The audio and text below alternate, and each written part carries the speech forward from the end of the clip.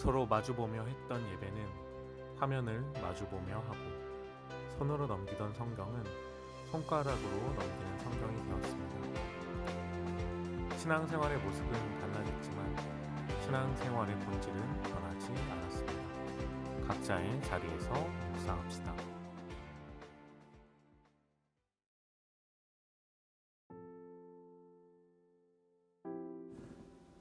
3월 8일 화요일, 오늘 우리가 함께 묵상할 말씀은 마가복음 3장 20에서 35절까지의 말씀입니다. 제가 봉독하겠습니다. 집에 들어가시니 무리가 다시 모임으로 식사할 겨를도 없는지라. 예수의 친족들이 듣고 그를 붙들러 나오니 이는 그가 미쳤다 하밀러라.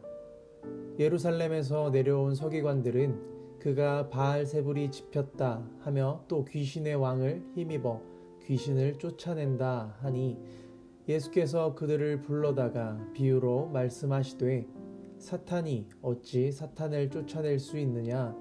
또 만일 나라가 스스로 분쟁하면 그 나라가 설 수 없고 만일 집이 스스로 분쟁하면 그 집이 설 수 없고 만일 사탄이 자기를 거슬러 일어나 분쟁하면 설 수 없고 망하느니라.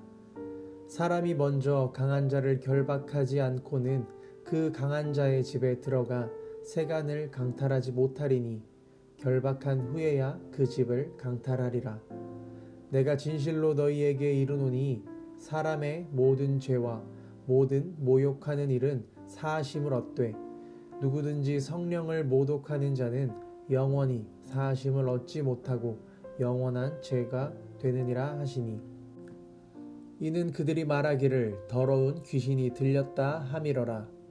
그때에 예수의 어머니와 동생들이 와서 밖에 서서 사람을 보내어 예수를 부르니 우리가 예수를 둘러 앉았다가 여짜오되 보소서 당신의 어머니와 동생들과 누이들이 밖에서 찾나이다.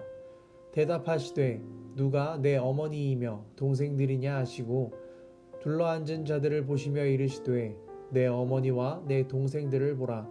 누구든지 하나님의 뜻대로 행하는 자가 내 형제요 자매요 어머니이니라. 아멘. 오늘의 말씀을 보게 되면 예수님께서 바알세불의 논쟁에 휩싸이는 사건이 나타납니다. 예수님께서 사역을 시작하시고 많은 곳에서 예수님께서는 여러 사역을 행하셨습니다. 많은 사람들은 이런 예수님의 사역을 보고 많은 이야기들을 했습니다.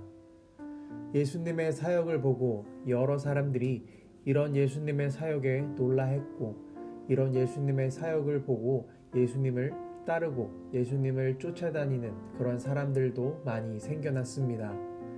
하지만 이것과는 반대로 예수님의 이런 사역을 마음에 들어하지 않는 사람들도 나타났습니다.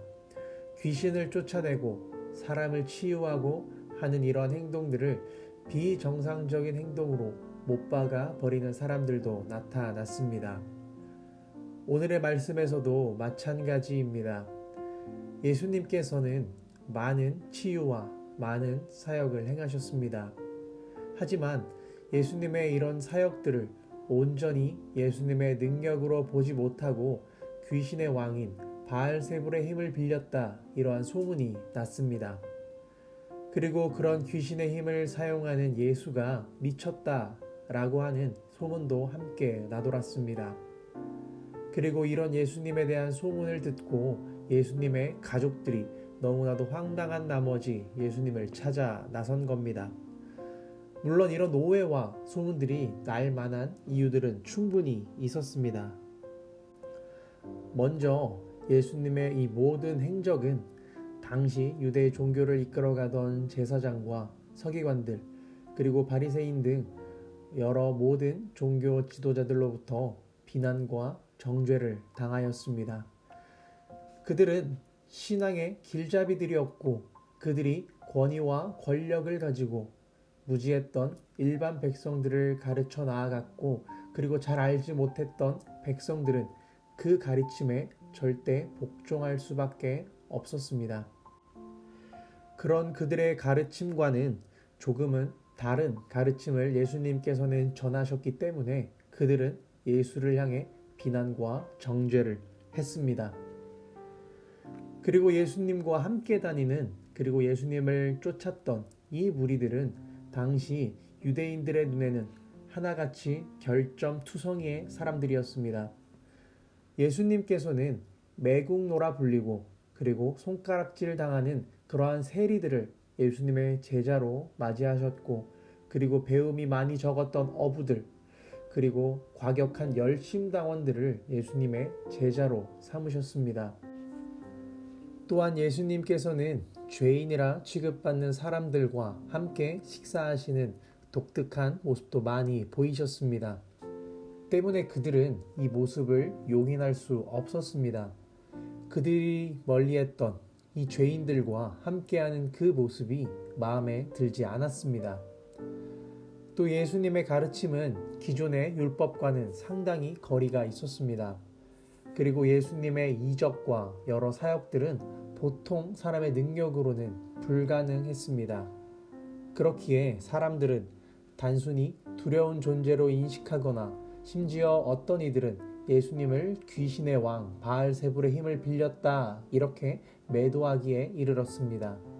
물론 이 모든 것들은 예수님의 본질을 오해한 데서 일어난 것들이었습니다.